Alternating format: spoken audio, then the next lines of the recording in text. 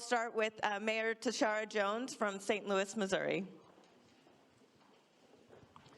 Good afternoon, Mr. President. Mayor, how are you? Great, great. Thanks to the bipartisan infrastructure law and the CHIPS and Science Act, we're seeing jobs return to our cities, and we're preparing our citizens for the many opportunities to come. What can we as mayors do to help you further your agenda of shoring up our national security and bring more high-quality jobs to America's cities? I think two things. One,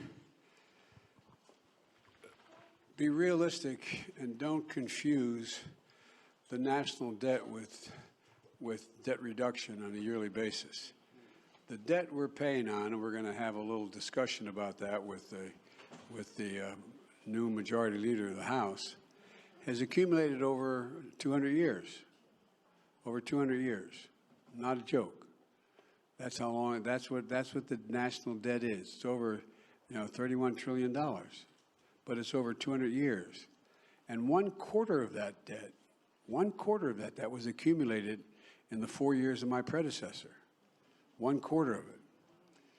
So what we've actually done, Mayor, we've actually cut the deficit on a yearly basis.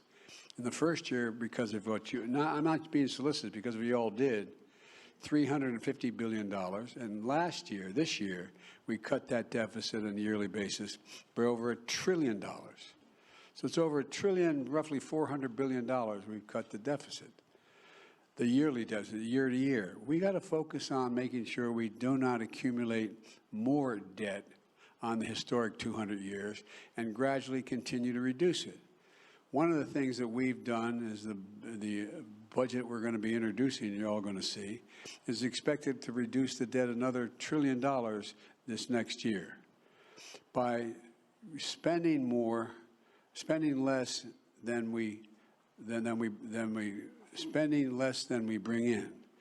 Now the big debate, I'll be honest with you, and I'm going to talk about in the State of the Union, is a fundamental disagreement on what we should do to cut. What do we cut? Well, it's not just cutting. What do you raise? What taxes do people pay? How do they pay their taxes? And do they pay it fairly? And so one of the things that's going to be a big issue in dealing with the national debt that could, if we don't meet our national debt and renege on the first time, we have a calamity that exceeds anything that's ever happened financially in the United States. And so one of the things that we're going to do is it's going to get down to a decision of whether do we, in fact, make sure that folks, do we cut Social Security to raise taxes on trillionaires? Billionaires. There's 745 or 50 billionaires in America. Average tax rate they pay is 2%. I think you should be able to be a billionaire, but I think you should pay a little more than 2%.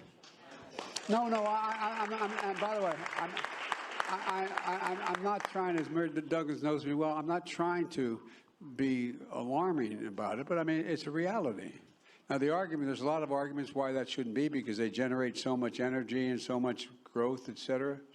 But there's a lot of things we can do. Now the option that's going to be offered, you're going to see, is they want to, the way to deal with cutting that debt is to cut Social Security, cut Medicaid. We got to do something about Social Security. No, but these are the kind of debates we're going to have. And they're going to be honest debates.